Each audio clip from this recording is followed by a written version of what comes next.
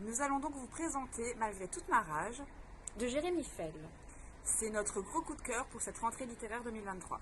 Alors Jérémy Fell est un auteur français qui a déjà écrit 3 livres en plus de celui-là, dont Elena, qui m'avait été conseillée par Jean-Loup il y a quelques années et que j'avais dévoré avec énormément de passion. Et selon nous, Jérémy Fell, il n'est pas assez connu encore et malgré tout, il rentre dans la catégorie des très grands auteurs français comme Franck Tillier, Olivier Norek ou Bernard Minier. Alors attention, âme sensible, s'abstenir. Dès le premier chapitre, en fait, on est mis directement dans l'ambiance, tant il est déroutant. On assiste à une scène de torture et de mise à mort dans une cave.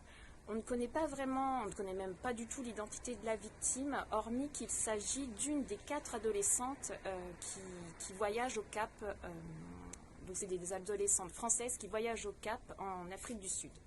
Effectivement, on se prend un uppercut dès le premier chapitre où on plonge dans un univers d'horreur.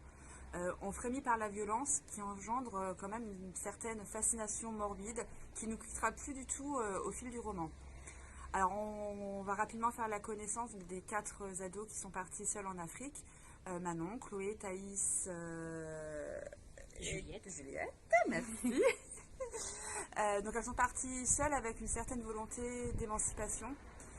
Mais leur voyage de rêve, la liberté, l'insouciance vont vite se transformer en cauchemar puisque l'une d'entre elles va disparaître et être retrouvée assassinée et mutilée.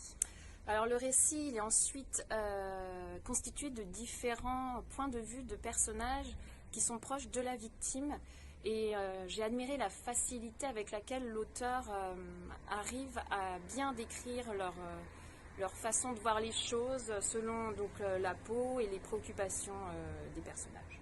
Effectivement, le premier récit est écrit à la première personne du singulier et ça donne l'impression au lecteur de rentrer dans les pensées des personnages qui, au final, on constatera, ont tous un petit secret à cacher.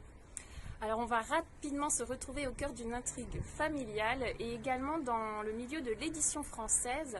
Et l'auteur va s'amuser à justement nous dénoncer les dérives de ce milieu.